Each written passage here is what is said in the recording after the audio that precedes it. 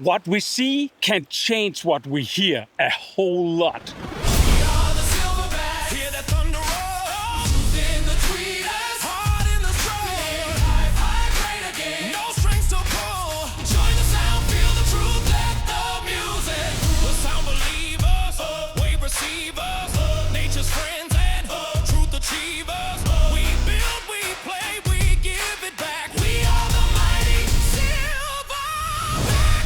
Hello, audiophile brothers. Yes, I'm doing this important explainer video right from the beach, taking time away from bigger projects, obligations, and product reviews to recharge the batteries while chilling to the sounds of the 20s and 30s. And boy, do I love it. I have been around sound for more than 40 years and spending a unhealthy amount of time trying to understand why something sounds the way they do. And after all those years, I still fool myself sometimes. And the deeper I go, the more fascinated I become by one of the most uncomfortable truths in HiFi.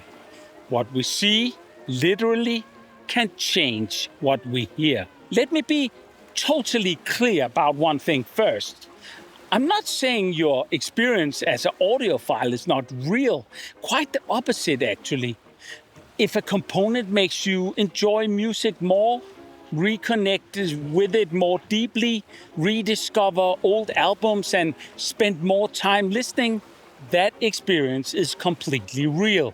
The joy and the emotional connection are real, and nobody pretending to be more objective than the rest of humanity gets to dismiss them on my watch. The question is not whether the experience is real. The question is what created it. And that, my audiophile friends, is where it gets really interesting. Because once you understand that the brain is doing far more of the listening than most of us realize, it simply can't be unlearned. So if you are happy in the blue pill world, where every upgrade is exactly what you think it is, every demo is perfectly objective, and every cable does precisely what the salesman says, and your eyes never influence your ears, then this is a good time to just leave the video, okay? But if you're curious about what is actually happening inside your own head when you sit down in front of a HiFi system, take the red pill and hang on. This rabbit hole goes deeper than most audiophiles want to admit. A few years ago, I was listening with sound engineer Tim Harris. A turntable was spinning quietly in the room where we heard a couple of tracks, and after a while, Tim made a comment about the quality of the vinyl and the character of the source may influencing the sound he heard on the speakers. There was only one teeny-weeny little problem. At some point, we were not listening to vinyl anymore. At some point, I had switched to streaming without him noticing. The turntable was still spinning, and the visual cue was still there, and the story still made perfect sense, so his brain simply just continued it. And before anyone laughs at Tim here, please don't.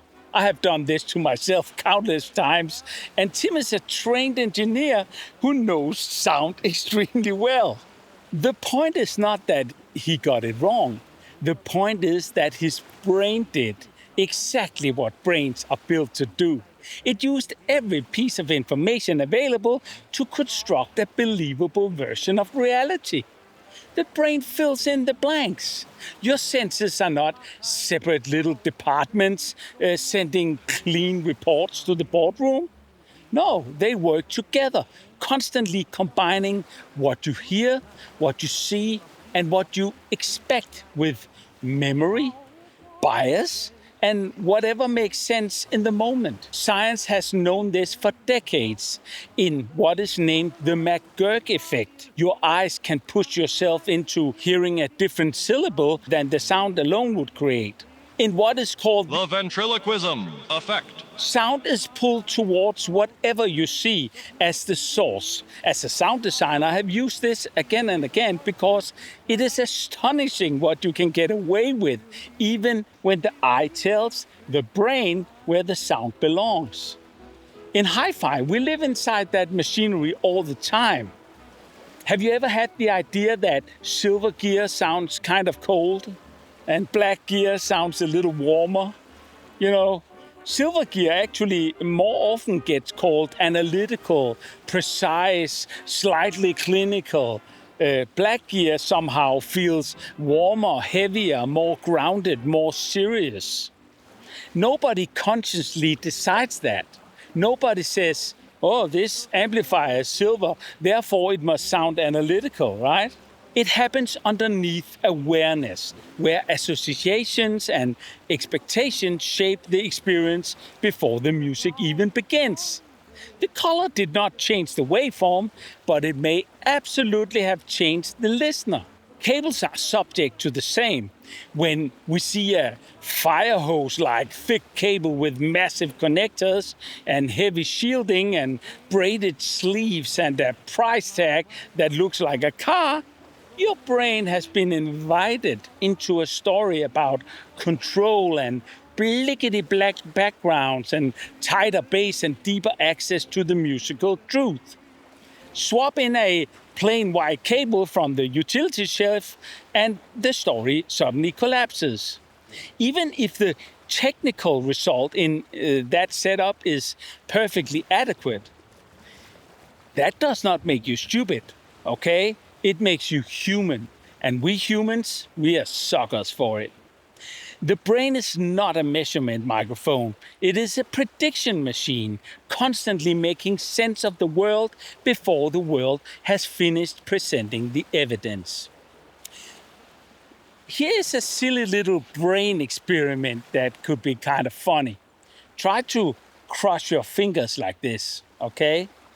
Put them on the ridge of your nose, right? The hole in between here, the slit there, and suddenly you have two noses, right? Two nose tips.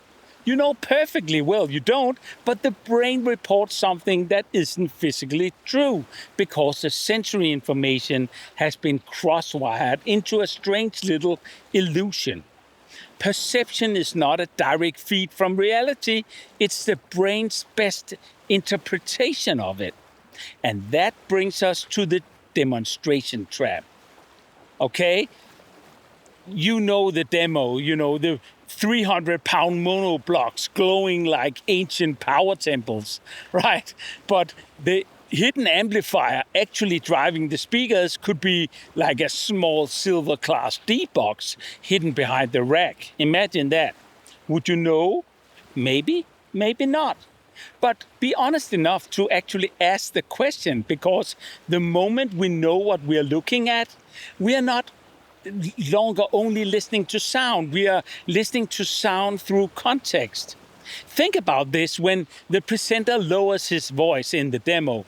The next product is rarer, more exotic, handmade, cryogenically blessed, or whatever the current fairy dust happens to be, right? So ANSYS cables are directional. So there you've got the arrow indicating which way the signal flows. So this flows, say, from the wall to the power switch. And then comes the magic sentence. Now, do you hear that? And your brain starts searching like crazy. It's normal human process. When somebody tells us something is changed, especially something expensive or emotionally loaded, the brain goes hunting for it. It scans the bass, the soundstage, the treble, the space, the focus around voices, anything that makes a story line up with the experience. And when it finds something, even something tiny, that little observation there can become the entire upgrade. We walk out of that room completely convinced. The experience is real, but the cause may not be what you think.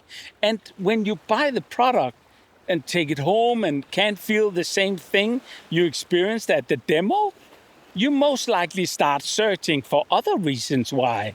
Now imagine the same demo, but blindfolded. No visual cues, no presenter with that little, oh, you're about to hear magic now smile. Just the music and one question. Is what you hear now better, worse, or the same?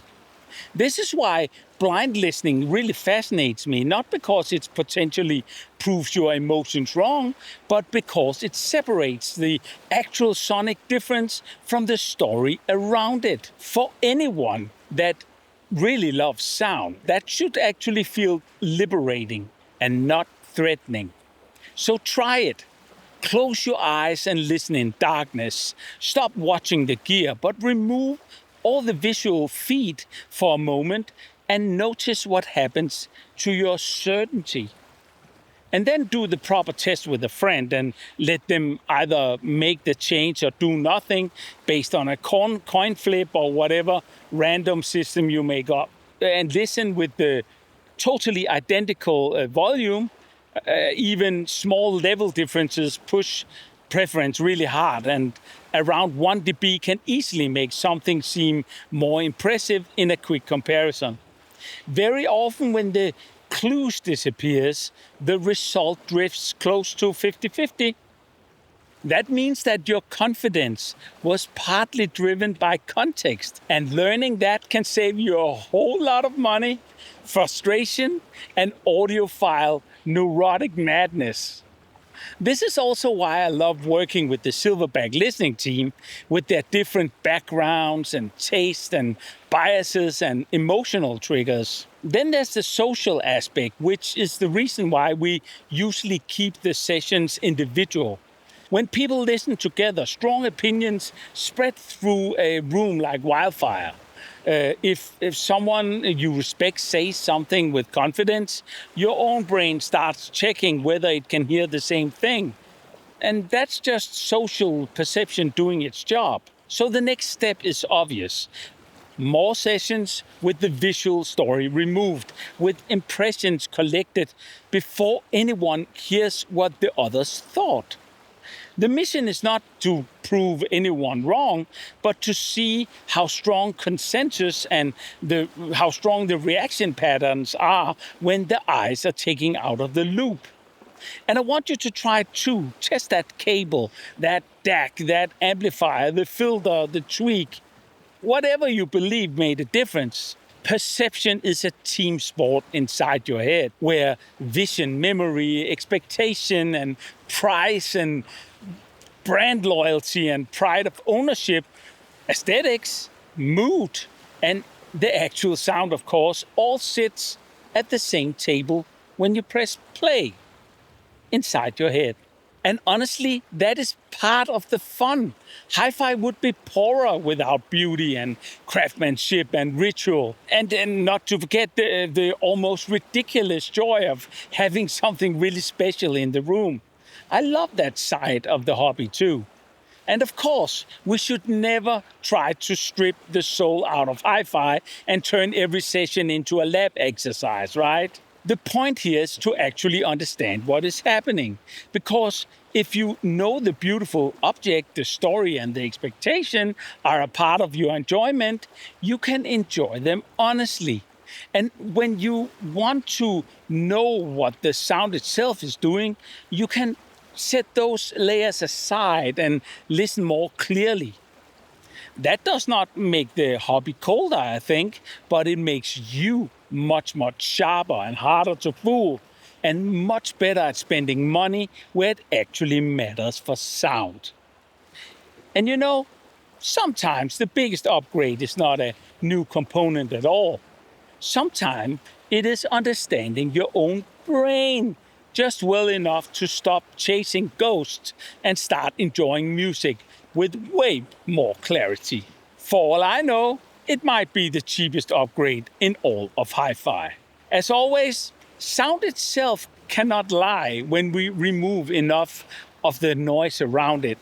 So close your eyes, challenge your assumptions, Turn up the joy and lose the bullshit. Just listen. Want more of this great stuff? Check the Explainer videos playlist from the channel front page. And for God's sake, man, It's one small step for man. hit those like and subscribe buttons to help spread the gospel. It will make me so happy. See you soon. Now I will blow away.